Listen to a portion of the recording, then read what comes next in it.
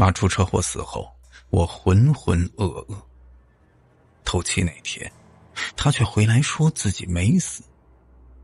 而后他的行为越来越诡异，根本就不像一个活人。可是我想过正常人的生活呀，所以对不起了妈，你还是再死一次吧。丧事终于是办完了，村里人都回去了，为数不多的几个亲戚回去了，做菜的厨子收拾完锅碗瓢盆回去了，搭台唱戏的回去了，那些一个比一个哭得凄切的哭丧人也是有说有笑的回去了。我坐在门槛上，呆愣愣地望着这满院子的狼藉，撒了一院子的白纸，东倒西歪的花圈，满地乱扔的残羹剩菜，拆完戏台子后剩下的残破纱布，烧完纸钱和纸扎子后四处飘散的黑灰。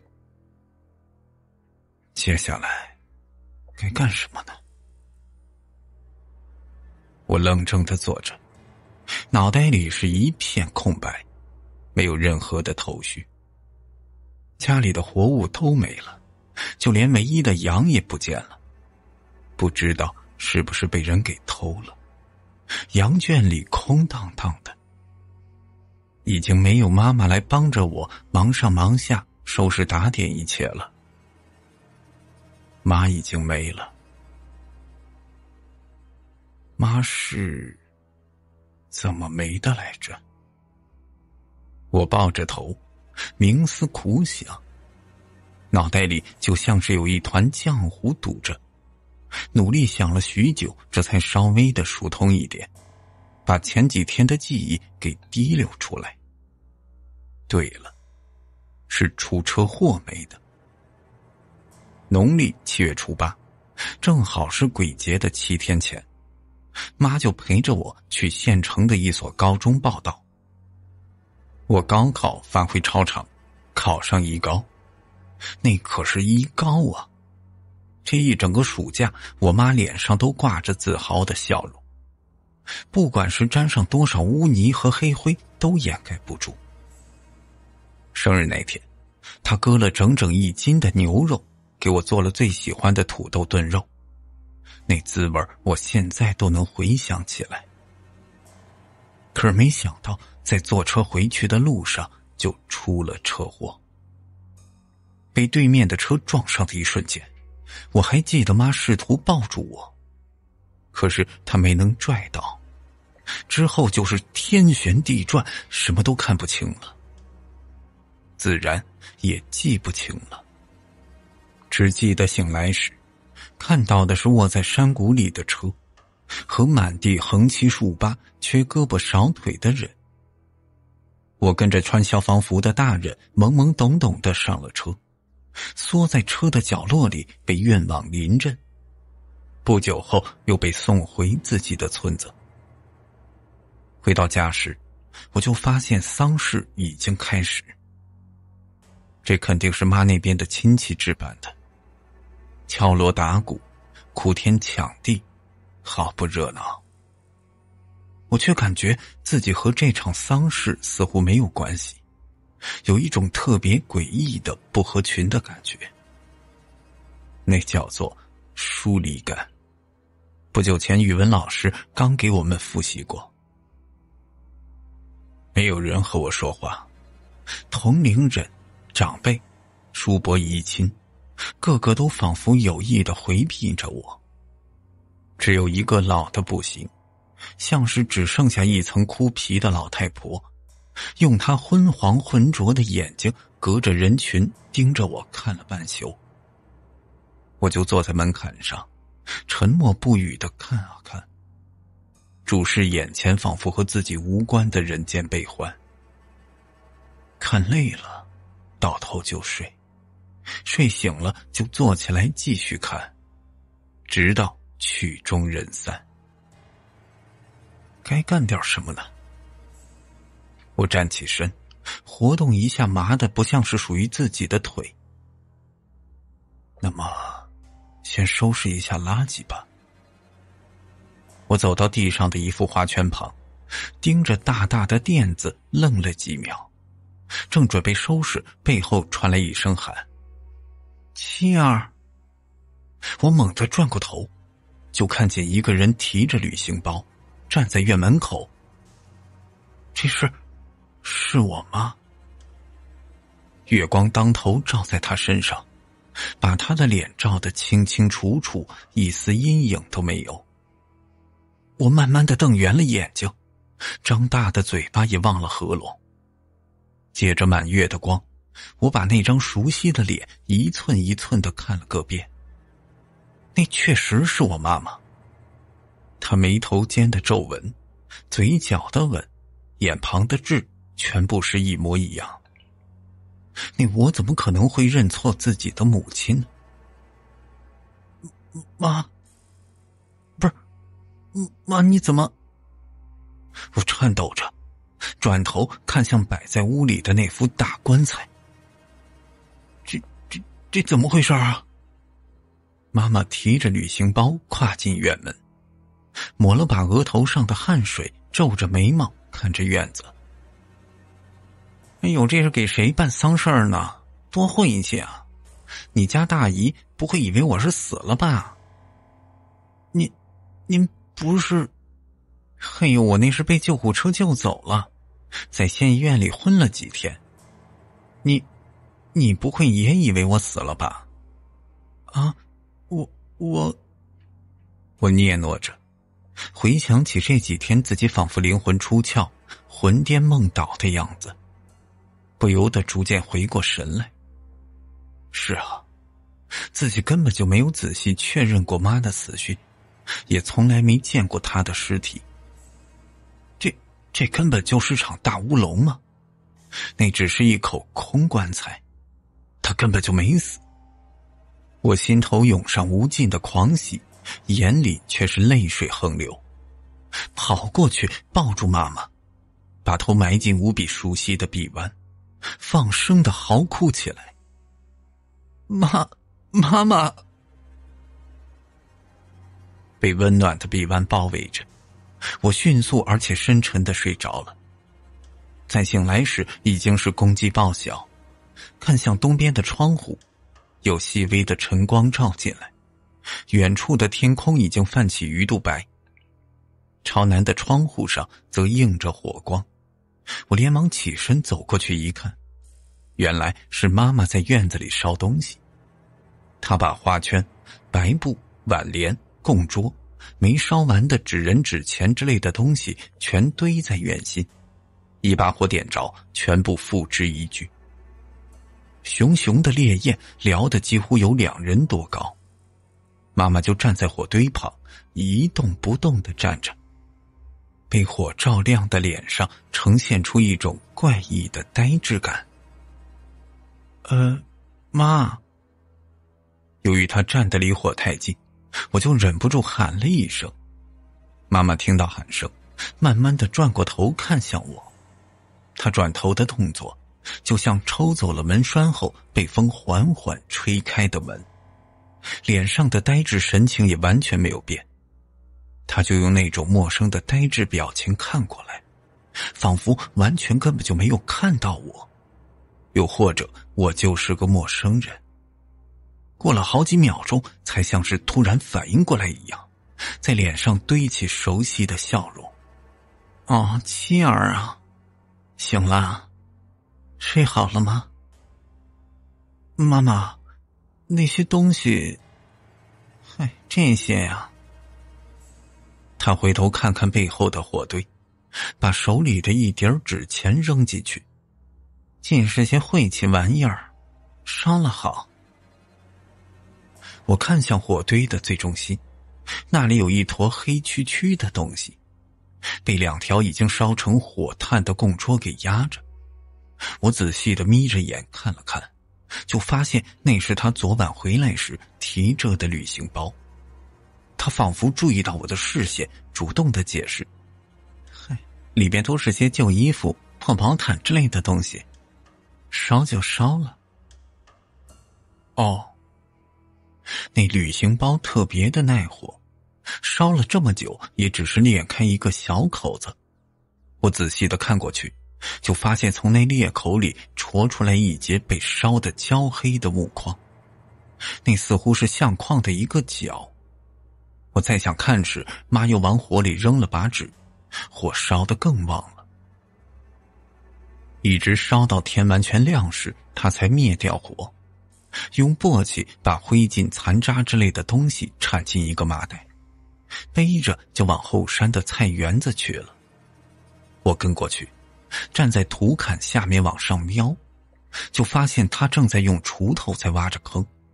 他高举起锄头，重重地落下，反射着冷光的扁刃深深地铲进土里，然后他用力地往上一带，几颗翠绿的油菜混着泥土被甩在一边。他一言不发地挖着自己辛勤耕耘了半辈子的菜园。我不知道该干点什么，只能站在坎下面呆愣愣地看着。他挖出一个大洞，把麻袋扔进去，再草草地填上，然后依旧是沉默不语地往下走。我就连忙跑回屋子。跑过堂屋时，我看了看那口静静躺在阴影中的黑漆木大棺材，我这时才突然发现，原本摆在棺材后面的遗照和灵牌都不见了。我躺在床上睡意全无。太阳缓缓升到院门口的那棵大桑树的树杈上，知了猴也开始叫唤起来。过了一会儿，有人敲院子的门，我起身一看，是大姨，她手里挽着个篮子，装着鸡蛋、馍之类的东西。我跳下床，跑出自己房间。妈妈也从自己的房间里推门出来，她伸手试图拉拽跑向院门口的我，但是没有拉住。青儿，别去。那是大姨啊。我跑向院门，抽开门栓，推开门。大姨，我妈没死。这大姨往后倒退2步，一屁股坐倒，竹篮子里的鸡蛋和馍打翻在地上，到处的乱滚。她用惊恐至极的眼神来回的打量我和我身后的妈妈。我转头向身后看去，妈就站在屋门口，没有走过来。她表情冷淡，低垂着眼帘。哎呀，你春凤啊，你这是没死。妈妈打断磕磕巴巴的大姨。没死，搞错了。她用低冷的声线说道。大姨爬起身，跌跌撞撞地跑了。我看着她3步1崴的背影，心中充满着疑虑。妈呀，她……别管她，回来。她拉着我进到屋里，然后默默地把早饭摆在桌子上，是2个看起来几乎发馊的馍和一碟黑乎乎的酱菜。妈，那大姨带了新的馍过来。虽然掉在地上了，但是那白白净净的白面膜看着怎么也比桌上的东西好。快吃。妈盯着我，用不容置疑的语气说道。我只得在她的注视下拿起一个馍，试着咬了一口。冷硬的面团进入口中之后，是根本就无法用言语形容的恶心味道。酸、涩、苦、辣，以及难以忍受的恶臭。我实在忍不住呕了出来，地上出现一滩黑稠黏糊的东西。妈，这馍……妈妈一言不发地把馍和碟子收起来，她的脸上带着一种我完全无法理解的表情，就像是看见什么阿杂的东西一样，极度厌恶。那表情没在她脸上停留太久，她很快就换上过去那副慈爱温柔的笑容。我跟妈妈自小相依为命，我爸在我出生后没多久就走了，我对他完全没留下任何的印象。妈妈没有改嫁，因为不知怎的，这村子里就流传着她克夫犯煞的流言。还有人说她学过不干净的巫术，因此没人敢娶她。她一个人耕田、打工、做家务，独立把我拉扯长大。小时候生活一直都很困难，为了能让我喝上羊奶，她四处借钱报了别人一只眼看活不成，所以便宜卖的小羊羔，硬生生的把它养大，光还钱都还了好久。我们一年都吃不了几回肉，过生日时就吃一次土豆炖肉，那实在是太难得的大餐了，而且土豆通常是比肉多的。那时我们苦中作乐，会玩一种叫做挖宝的游戏，其实就是闭上眼来夹菜，看夹到的是肉还是土豆。我玩挖宝很厉害，毕竟肉和土豆的触感很容易用筷子分辨，那8成都能夹到肉，可是妈妈老是夹到土豆，于是脸上就总是挂着无奈的笑容。稍微长大一点，我才慢慢的意识到，妈妈其实也是知道该如何分辨的。她脸上那份混合无奈和慈爱的笑容，我永远也忘不掉。我不知道她现在脸上的笑和过去的笑相比有什么不同，表面看起来那是完全一样的，可是我总感觉缺少了些什么关键的东西。日上三竿后，我穿好鞋子想要出门，妈妈见状再次拦住了我。青儿啊，去哪儿？我去告诉村里人啊，告诉大家你没事儿。别去。妈立刻说，过了几秒又稍微的改口，晚点儿，太阳下山再去。这晚点儿去和现在去有什么区别吗？我心中再次充满疑惑，但还是乖乖的听他的话，一直待到太阳西沉，霞光万丈，这才出门。妈妈并没有跟着，她就站在屋门口，对着我微笑着挥手，一点出门的意思都没有。我家的房子就修在村子西北角的山坡上，我沿着下坡一路的往村子的中心跑，夕阳把我的影子投在路上，拉成一条歪歪扭扭的线。我跑到离得最近的三平家，他和他爸正坐在家门口的河场上，嘀嘀咕咕地说着什么。三平爸，我妈没死，我妈她……这还没等我喊完，三平他爸就搬起椅子拉着他进了屋，把那门给关得死死的。我待在原地怔了几秒，抬脚走向隔壁的张旺家。可是我还没走过去，就看见张旺的妈妈拉着他进了屋子，同样也是把屋门关得死死的，就连窗帘都拉下来。我放眼望向下方的高潘家、星儿家，还有路的另一侧的赵红家，乃至极远处雁塘边的四叔家，他们的门窗都是紧锁着，仿佛是在躲避着什么可怕的东西。我处在路的中心，望着暮灰笼罩一片死寂的村子。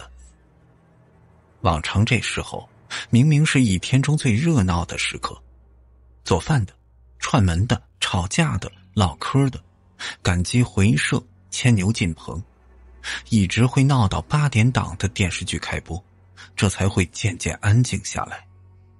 我怔怔地盯着脚下的影子，许久过后才逐渐地明白过来，这是因为大姨，肯定是因为她对这村子里的人说了什么。我的胸中涌上一股难以言述的苦闷感，仿佛是被什么东西堵住了。委屈、愤恨、难过、酸楚，统统堵在胸口。我就回想起小时候的事，回想起妈妈牵着我从村子里走过时，路人的指指点点、窃窃私语；回想起她去买肉时被屠夫闭门谢客、偷偷抹眼泪的样子。他们说她是巫婆，咒死了我的爸爸。现在他们又开始了。我转过身，埋头跑回家里，妈妈就站在屋门口，披着初升的月光，微笑着迎接着我。我用力地扑进她怀中，眼泪瞬间就打湿她的衣领。妈妈，他们都不相信你没死，他们又欺负咱们。没事儿，没事儿。她温柔地抚着我的头发。要他们相信干嘛？咱俩好好过日子就行。妻儿啊，这次咱们母子大难不死，以后一定要好好的活着，再也不分开了。他又安抚我几句，就牵着我往屋里边走。我边走边低头抹掉脸上的泪水，无意间就看到脚下的地面。15的月亮16圆，清冷的月光把整个院子照得通透明亮。我发现脚下的地面，也就是妈刚刚站立的门口位置，有2个和周围的地面泾渭分明的鞋印。那2个印子清晰无比，鞋底的花纹都能看得一清二楚。除此之外，周围也没有别的鞋印。我这突然之间就产生一个几近荒谬的想法。难道说他这几个小时就一直站在这儿，一动都没动过？半夜，我被尿憋醒，便爬起小姐。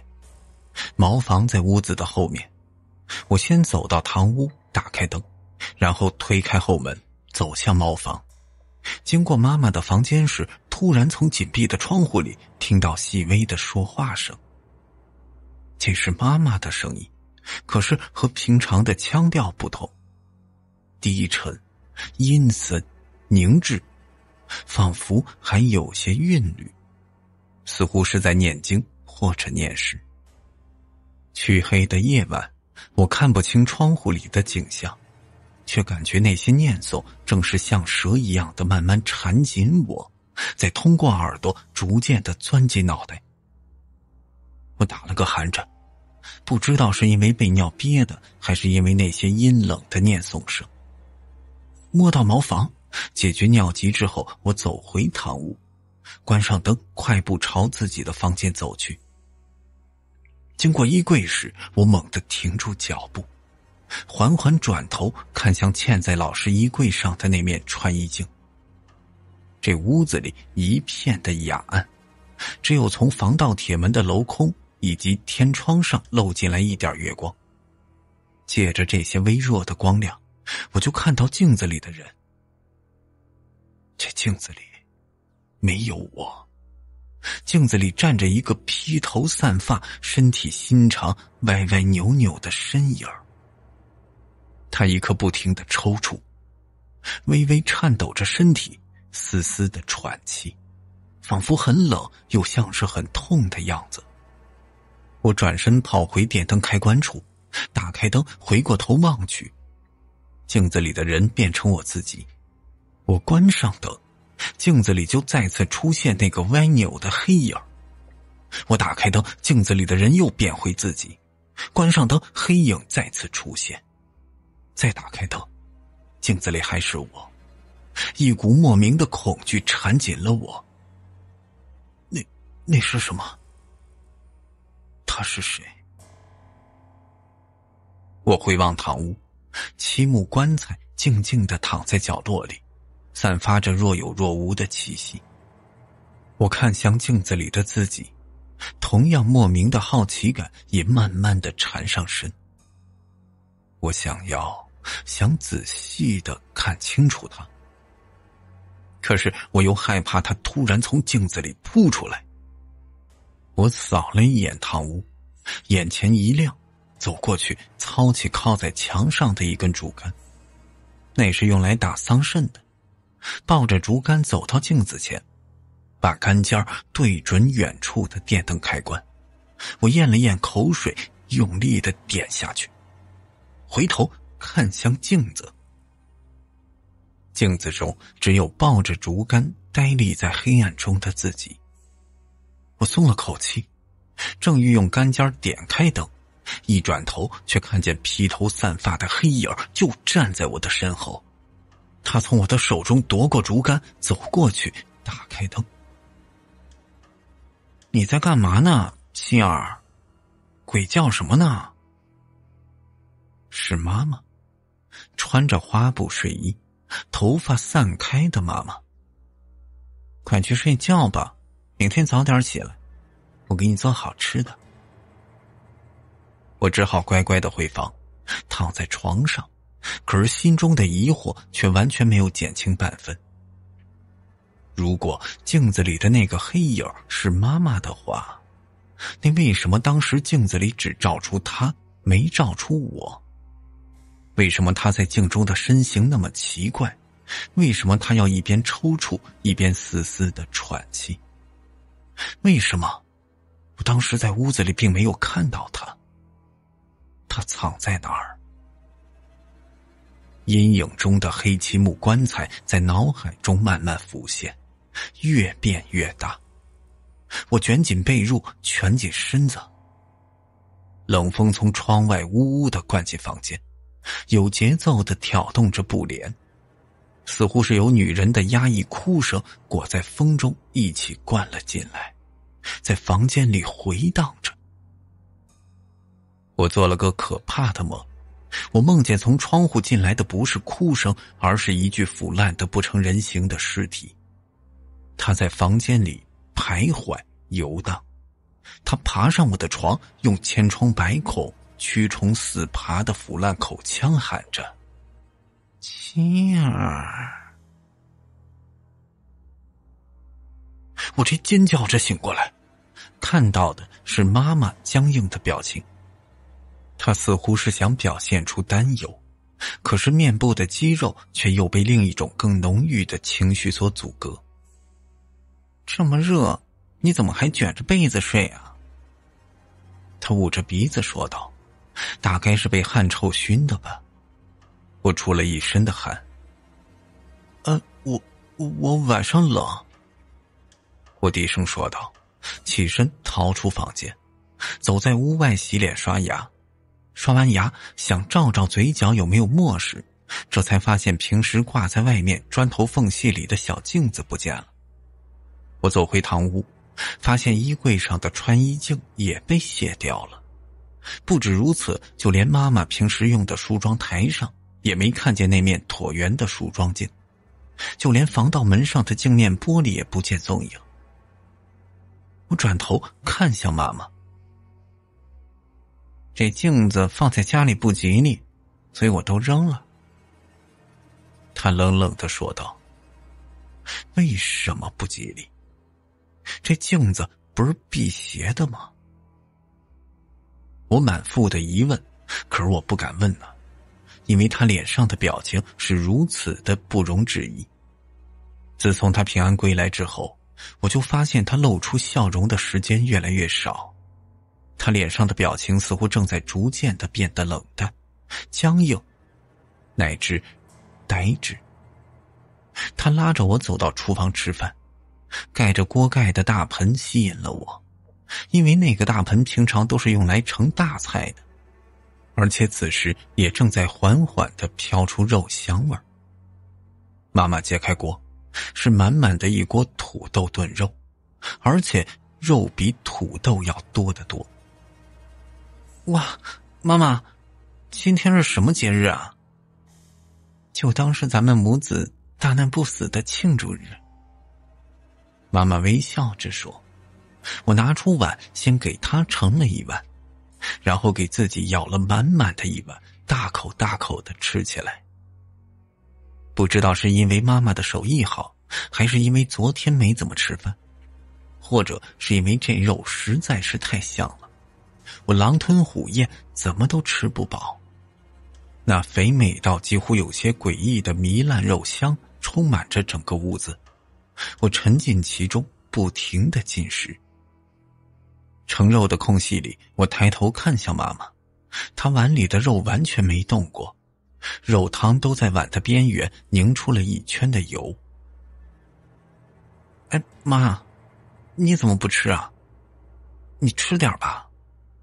妈妈摇摇头，露出过去经常出现的那种慈爱而无奈的笑容。妈不饿，你吃。我就在她熟悉的微笑注视下，吃完整整的一锅肉，打着饱嗝想要收拾时，却被她拦下来。我来吧，你去休息。我就只好捂着肚子走到院子里，坐在椅子上消食儿，看了一会儿云彩，在屋角就发现妈的身影。我偏过头看了一眼，妈妈背对着我，正在狼吞虎咽地吃着手里的什么东西。嗨，这说什么不饿，看来还是饿的嘛。我心想，她难道是在吃我剩下的残羹剩饭？想到这里，心中不禁就升起几丝的愧疚。过了一会儿，妈妈从后门走回到屋子，她呆坐在堂屋的中央，盯着阴影中的那口棺材看。她的表情又慢慢的变得呆滞起来。妈，她没反应。那啥，妈，咱要不把这棺材挪了吧？摆在屋子里怪晦气的。我一边说着，一边走向她，心想这不比花园镜子什么的晦气的多吗？可是妈妈依旧没有回应，她只是用呆滞的目光死死地盯着那口棺材。妈！这声喊叫终于激活了她，她扑地转过头看着我。我猛退一步，她的两只眼睛里没有黑色的眼仁，只有白的吓人的眼白。那确实是两只没有黑眼仁的眼睛，我没有看错。过了1-2秒，那颗眼珠子才像钟摆一样咕噜噜地转动着，把黑眼仁从眼眶的内部缓缓地转过来。我冷汗涔涔地慢慢后退，突然意识到这是怎么回事了。他猛地扭头的那下，眼珠子并没有立刻跟着头一起扭动，它们依然停在原位，在眼皮的下方盯着棺材。妈妈似乎也注意到自己的异状，她摸摸脸，笑着说：“妈大概是有些累了，我回房睡一下。”说完，她就走进自己的房间。我走回椅子，呆呆地坐下。这到底是怎么回事儿？妈妈的身上到底发生了些什么？我脊背发凉，越想越怕，逐渐的开始感觉肠胃也有些不适起来。我心想，可能是因为刚刚吃得太饱，消化不畅。于是我站起身，打算出门走动消食，也正好放空头脑，让脑内愈发惊悚的那些可怕的猜想稍微的停一下。我不想去村里，因为不想再看到村民们那些仿佛见鬼一样的表情。于是我走出院门，往西北方向转身，朝着后山走去。这后山是一片城堡里，静谧幽僻，除了栽得漫山遍野的茶树之外，就是些或是废弃或是疏于打理的菜园，间或还有零星的墓碑立在土坟旁。走了几分钟，我就看到一块掩在稀疏树叶后的墓碑，那是村里上个月刚去世的某家老妇人的坟。我的妈妈本来也应该埋在这样的坟里，这念头就猛地跳出来。她没有被埋进土，反而是好端端地站在院子里，坐在餐桌旁，这是不是才是异常的情况？无怪乎村里人都用那种眼神看着我，真的不怪他们。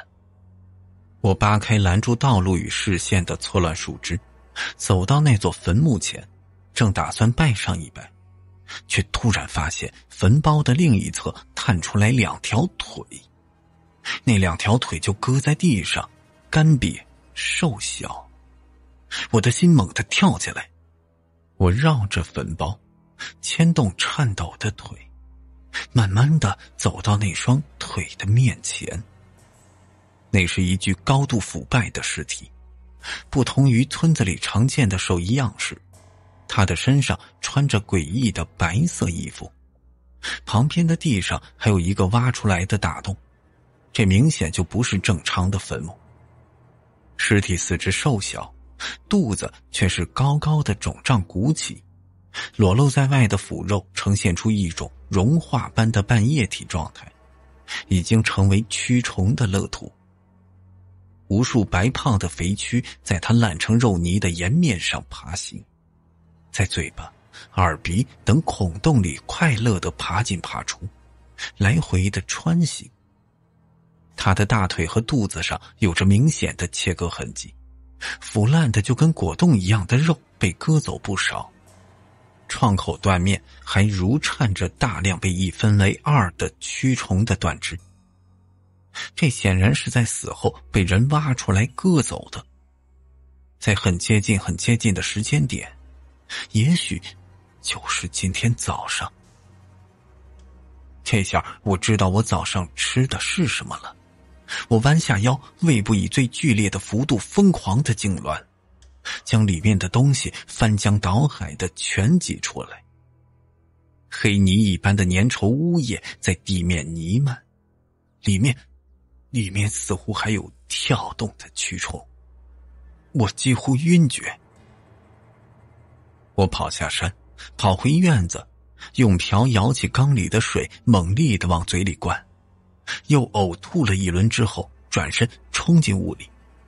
妈妈已经从房间里出来，站在门口怔怔地看着我。你给我吃的什么？我给你在正途那儿割的。你骗人！你给我吃的，我在后山上看见了。他脸上的表情僵住，那皮肤下方的细微抽搐，那仿佛是蛆虫在下面爬动。我想起来，他背对着我狼吞虎咽吃的东西，胃里边又是一阵的翻腾，转身冲进自己的房间，拿起书包就装衣服。妻儿，你在干嘛？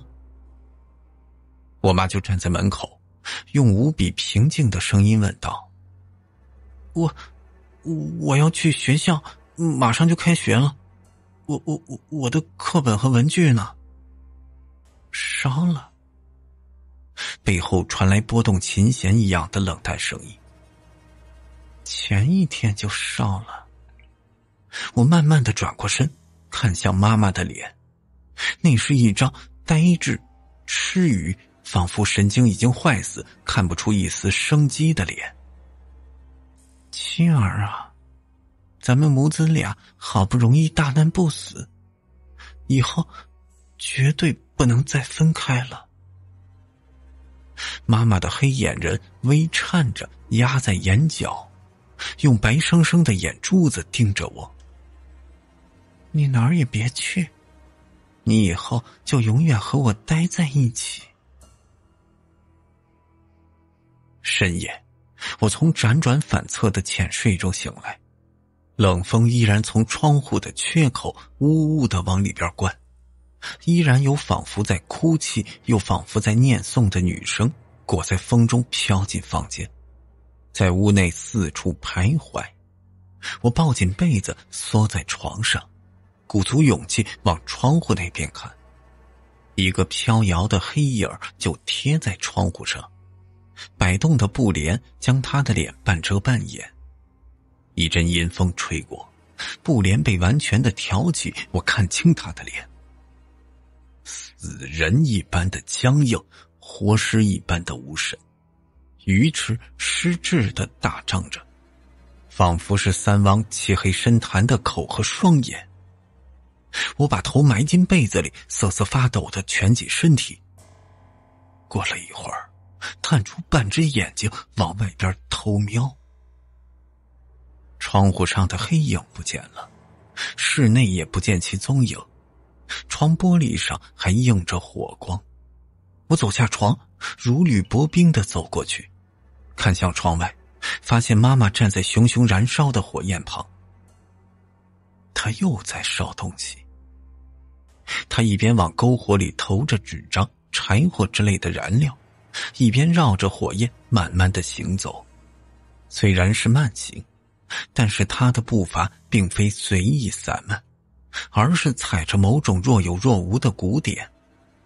她的身形随着火苗一起摆动，四肢拽出诡异的轨迹。她跳着无法言述的原始舞蹈，口中念念有词，仿佛是在念经，又像是在唱歌。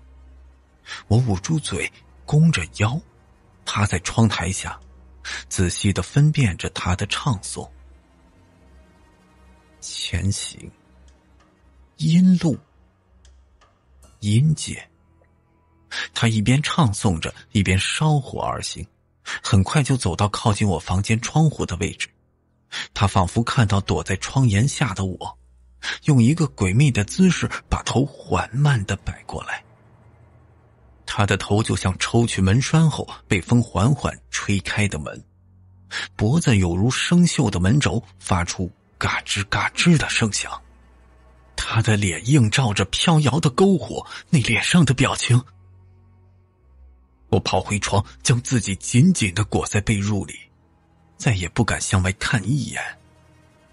这时我确定了一件事儿，那绝对不是我母亲能做出的表情，那绝对不是我母亲。就这样又过了数天，妈妈脸上的表情随着时间的流逝变得愈发的僵硬呆板，无神而痴愚，就仿佛一块逐渐失去温度的肉，仿佛压在那张表皮下面的真面目再也无法掩藏，即将破皮而出。白天还好，他尚能堆起几分的笑容，到了晚上，他几乎就化作篝火边的行尸走肉，彻夜的唱诵、游行、呢喃和哭泣。他依旧会给我做那些异香扑鼻的肉，可是我再也不敢去碰，打死都不敢。我知道那是他从死尸上砍下来的，我甚至能在晚上听到他一边砍剁一边在狂笑。于是我每次吃饭都是啃几口发馊的黑馍馍，然后就强忍着反胃和饥饿从饭桌离开。每当这时，妈妈就会用那张日渐僵硬的脸使劲儿地挤出失望的表情。你要吃饭呢，妻儿。人是铁，饭是钢，不吃饭咋行？我就寻找着逃出家中的机会，可是他关上院门，并且是死死的盯防，我始终没找到时机。有天晚上，我就听见他趴在窗户边上，断断续续的低声的抽泣。对不起，妻儿，对不起，妈妈对不起你，妈妈放不下你，妈妈不想离开你。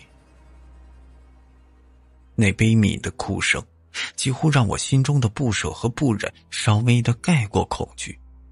于是就在第二天，我就试着去找坐在堂屋中央呆呆地望着棺材的他说话。妈。我轻喊一声，他没有回应，如我所料。妈。我大喊一声，他这才呆板地转过头看着我，依旧是一张痴愚无神的脸，黑眼仁在眼眶的边缘混乱地跳动着，仿佛眼珠已经不知道该如何跟头颅配合。妈，这棺材你打算怎么办啊？我试探着问道，她干枯的嘴唇张了张，却没有发出一丝的声音。那啥，这棺材放在家里也太晦气了。我边说边走向他，他依旧没有言语，只是用头追踪着我的行走轨迹。我走到他的另一侧，盯着他脖子上因为扭动而紧紧拧在一起的皱皮，心中突然产生一个极度疯狂的念头。我绕着他的身体继续走动，他的头也依然是紧紧地跟随着我。他的脖子发出咔嗒咔嗒的声音，就仿佛齿轮卡死的声音。那脖子上的皱皮恐怖的拧结，慢慢的挤出一层接一层的肉褶子。我停下脚步，额头的冷汗落在地面。此时他的头已经跟着我转动了几乎270度，我最后一丝的希望也破灭了。这绝对不是我妈，她已经是另外一种东西。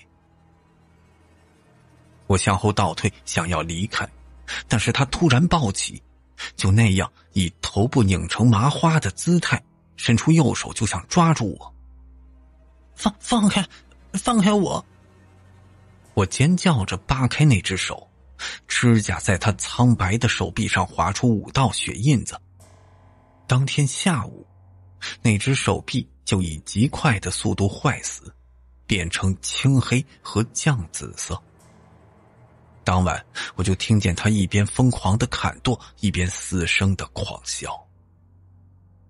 第2天，也就是他回来之后的第6天，我发现他的右手自肩膀以下全不见了，伤口用污秽的烂布草草地裹着，饭桌上则是摆着满满一锅刚炖好的肉。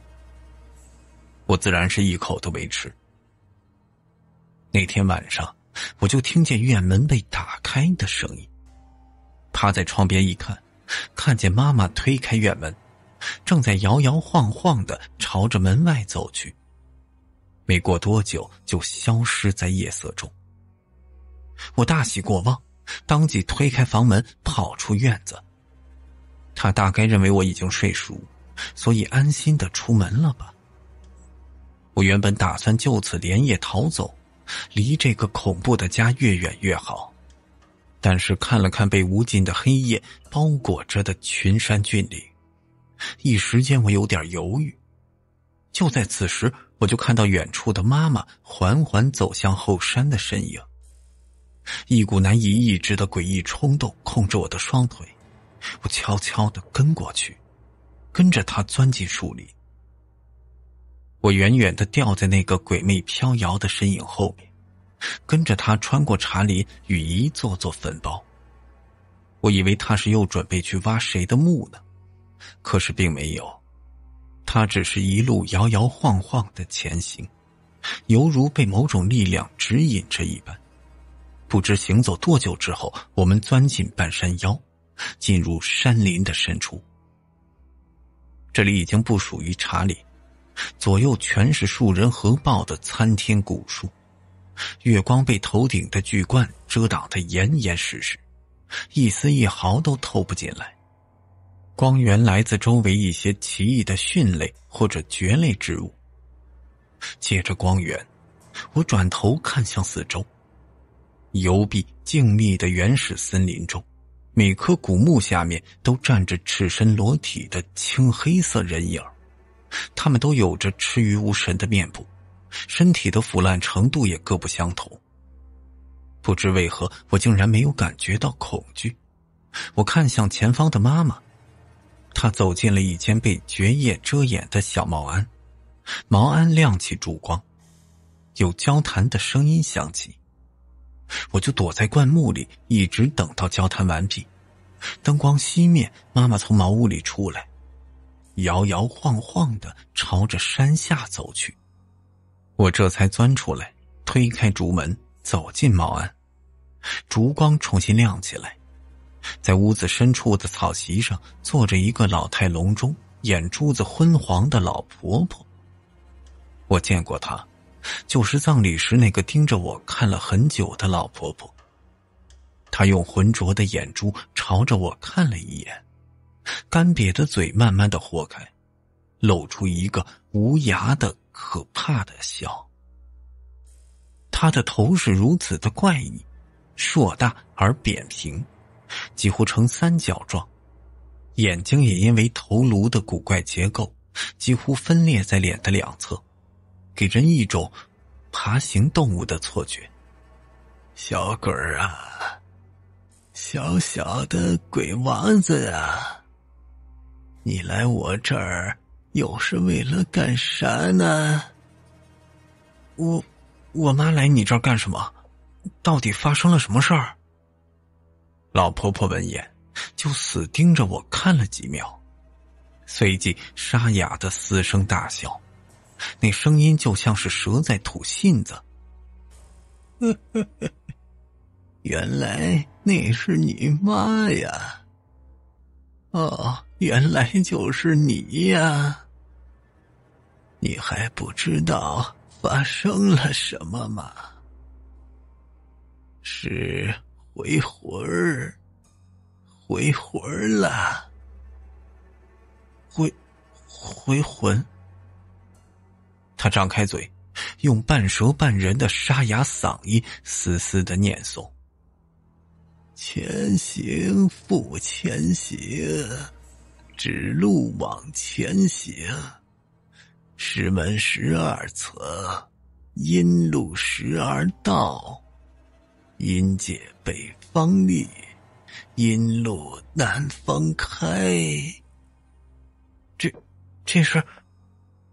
这是妈妈晚上念诵的经文。老婆婆用渗出金光的瞳孔死盯着我。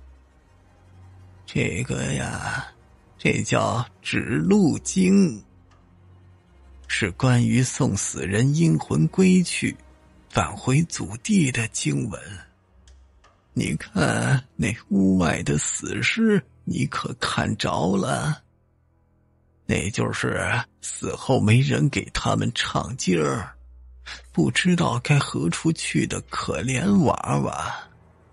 我就把他们收集起来，当个尸体头，倒也挺开心的。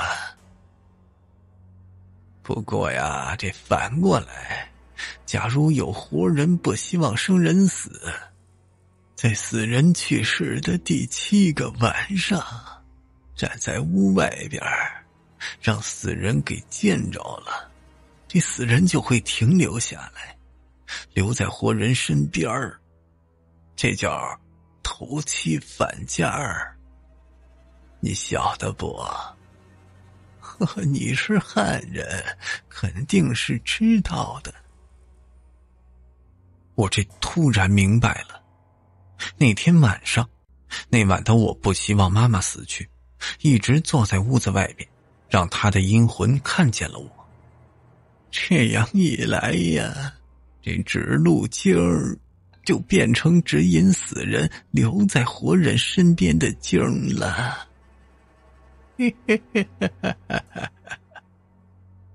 老婆婆盯着我嘶声的大笑。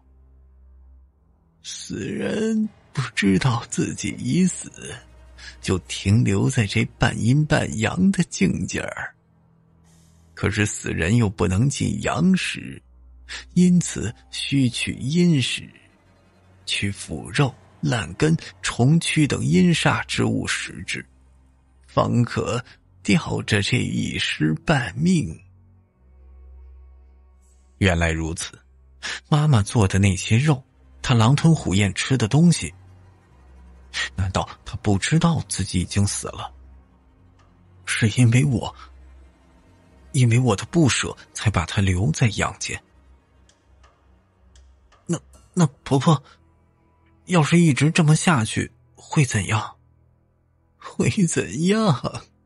那自然是活人被死人吸走阳气儿，死人慢慢被活人夺走阴魂，最终两个人都变得不死不活，变成两个活死人喽。我会被妈妈吸走阳气，我会变成她那个不死不活的样子。那要怎么让死人离开呢？婆婆，要怎么做才能让我妈妈安息？我不想被她勾走魂魄，我还想好好的活着。老婆婆用金黄色的瞳孔静静地盯着我，仿佛是在权衡和琢磨着什么。最终她再次豁开嘴，肆虐地笑起来。只要让死人意识到自己已经死去就好了。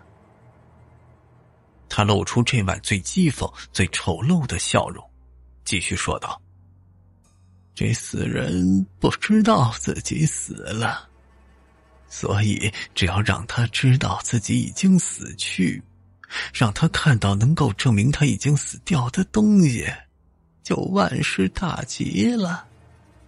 死人会再次死去，生死永难拒呀。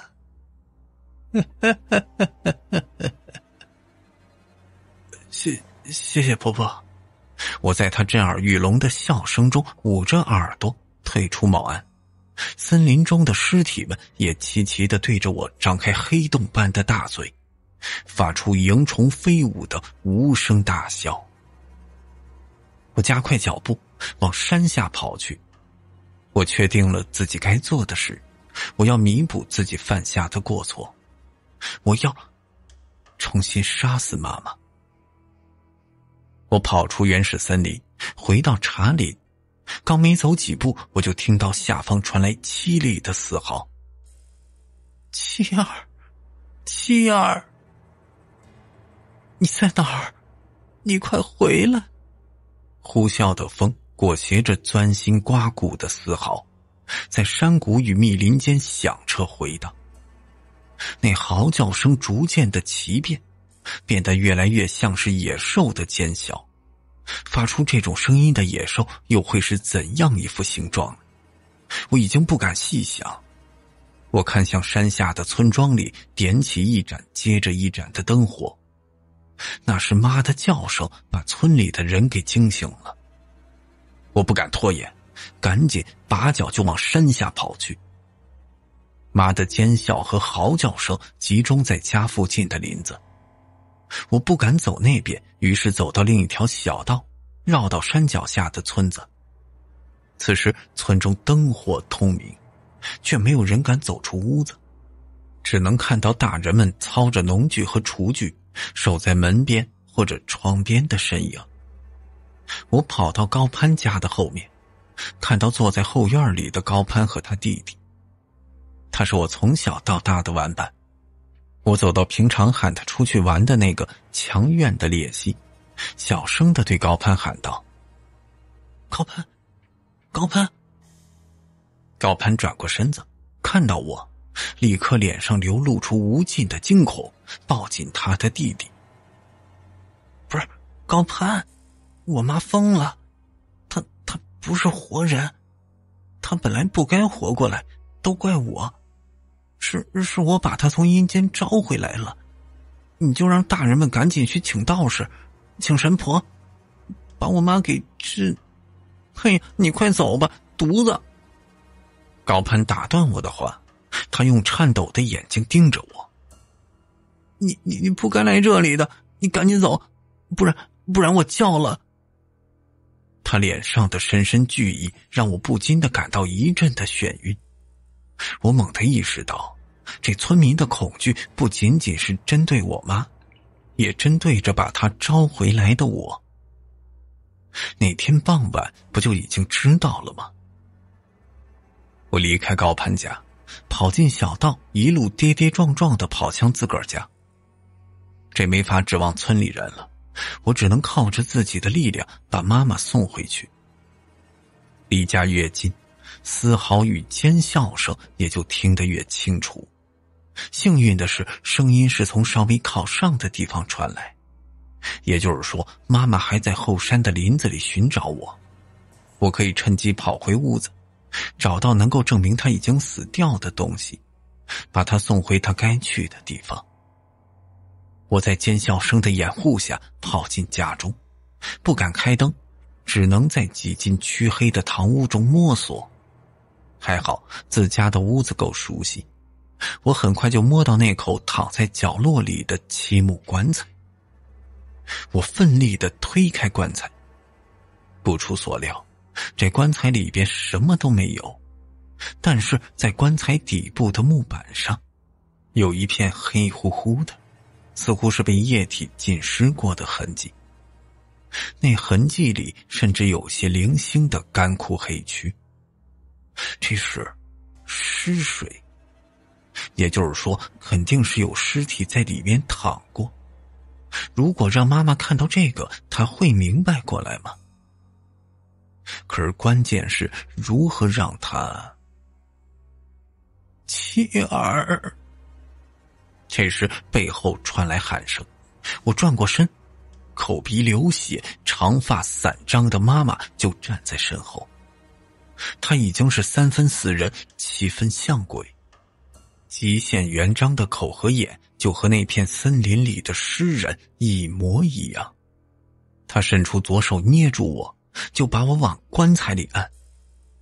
妈，对不起你，妈不该这么做。她从黑洞洞的眼中流出血水。妈是不想没有你呀。妈妈，妈妈！我尖叫着，嘶嚎着，用腿蹬开他，转身跌跌撞撞地逃跑。慌不择路的，我就跑进他的房间，用力地关上门。转过身的同时，脚一软，滑靠着门坐在地上。腐肉、骨头、脂肪，装肉的筐，装污血的盆。堆积的肉块和骸骨中还散落着像皮毛一样的东西，地面已经被碎肉铺上一层薄薄的毯子。他的房间已经化作一片血腥窒息的炼狱。更让我双腿发软的是，在这片血腥地狱中，竟然零星地散落着我儿时的照片，以及一些香烛、摇铃、红烛、鬼牌、符箓之类的做法用品。他想干什么？我的妈妈，她到底想干什么？难道她想把我变成她那样子，然后和她永远在一起，对吧？背后传来撞击声，咚咚咚，比起最激烈的鼓点还要密集的恐怖撞击。我用力地抵住门，可是根本就没起到任何作用。不到3秒钟，这门板就被豁然地撞开一个大洞，妈妈鲜血淋漓的脸就从破洞猛地伸了出来。我尖叫着坐倒，那洞竟然是她用头就像打桩机一样撞开的。她撞开门之后，头依旧是惯性不止，依旧就像啄木鸟一样在破洞口疯狂地摆动着。那如魔似鬼的癫狂动作终于让我丢掉最后一丝的犹豫，拿起地上的一只小骨刀，朝着他的头划过去。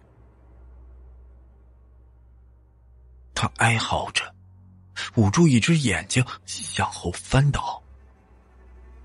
我则抓紧时间从窗户爬出屋子，跌跌撞撞地跑向后山。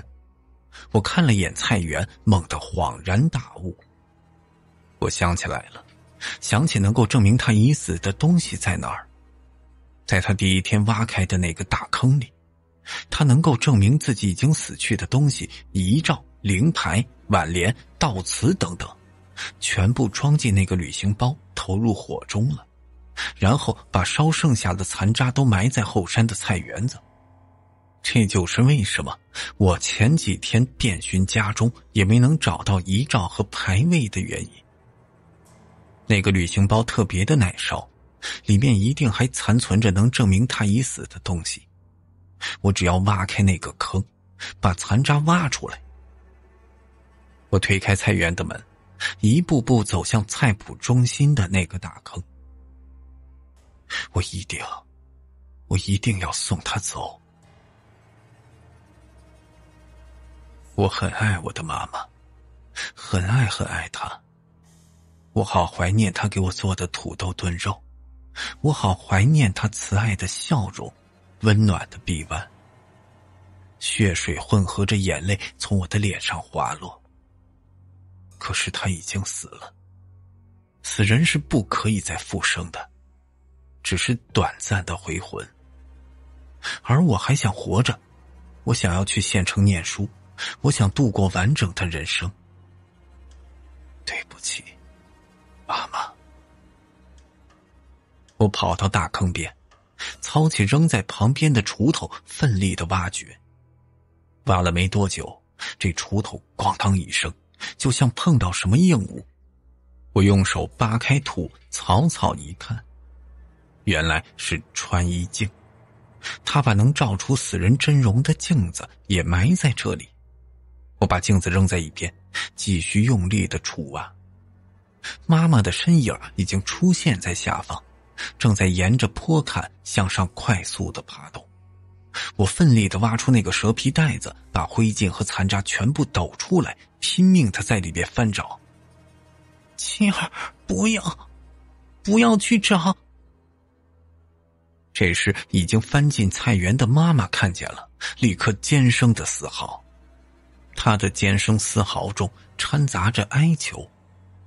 她开始害怕了，她知道这里面有着能让她灰飞烟灭的东西。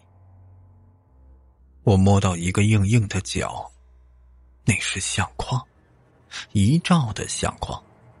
我把那个烧得焦黑的相框摸出来，照片大部分已经烧毁，但是依稀还能看到小半张的人脸。不要看，不要看呐！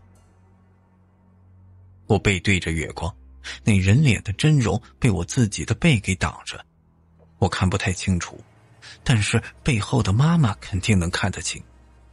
我于是转过身，把相框举起，向着哀嚎的她。妈，你已经死了，你看吧，我们都已经给你办过丧事了，这是你的遗照。妈妈，回去吧，别再纠缠我了，我还想活着。这时妈妈发出钻心刮骨的嘶嚎，她抱着头，凄厉无比的哭着。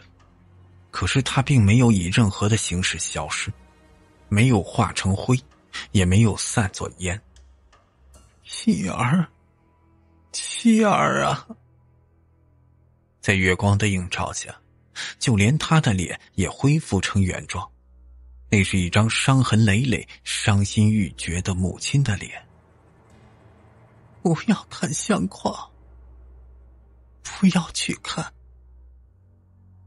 他一边用哀求的语气反复地劝说我，一边伸出剩下的左手，颤抖着如履薄冰地靠近我。不要看，不要看什么？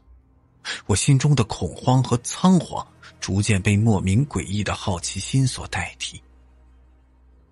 为什么他没有消失？看到证明自己已死的东西，不是就应该死去了吗？为什么他没有死去？为什么我的动作反而开始变得僵硬，思维开始变得凝滞？我心中的不祥预感愈加的清晰，仿佛连风都在尖叫着制止我不要看。然而那万蚁噬心般的无穷无尽的好奇心再次支配身体，撺掇着我的头脑，控制着我的手，慢慢地转过相框。被熏得漆黑的遗照上并没有妈妈的脸，那是一个留着短发、系着红领巾、笑容灿烂的半大孩子。这是谁？这个人的脸型为什么和我这么像？妻儿，是妈的错，都是妈妈的错，妈妈舍不得你。妈妈跪在地上哭着，我猛地低头，看向脚边的穿衣镜。清冷的月光当头照下，在满是裂痕的镜中，我看到那个那个数天前差一点就看清的身影。披头散发，身体心长，全身赤裸的歪扭身形。那并不是头发，而是车祸中被撕扯的皮肤。那并非是身体心长，而是在车祸中被扯断了脊椎。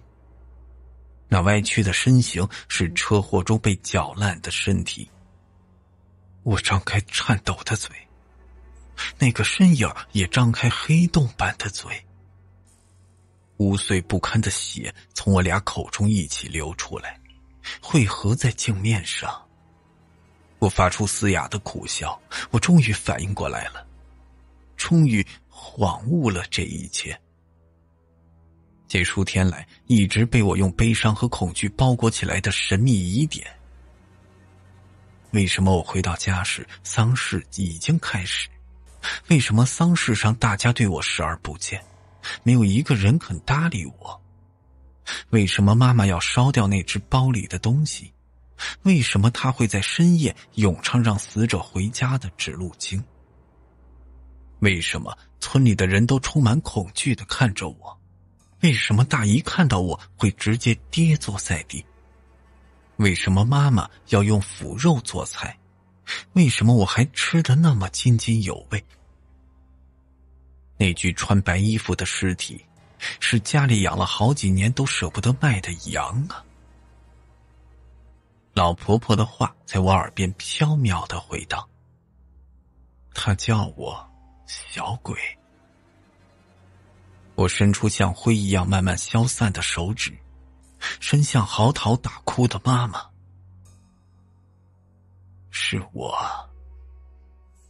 出车祸死掉的人，是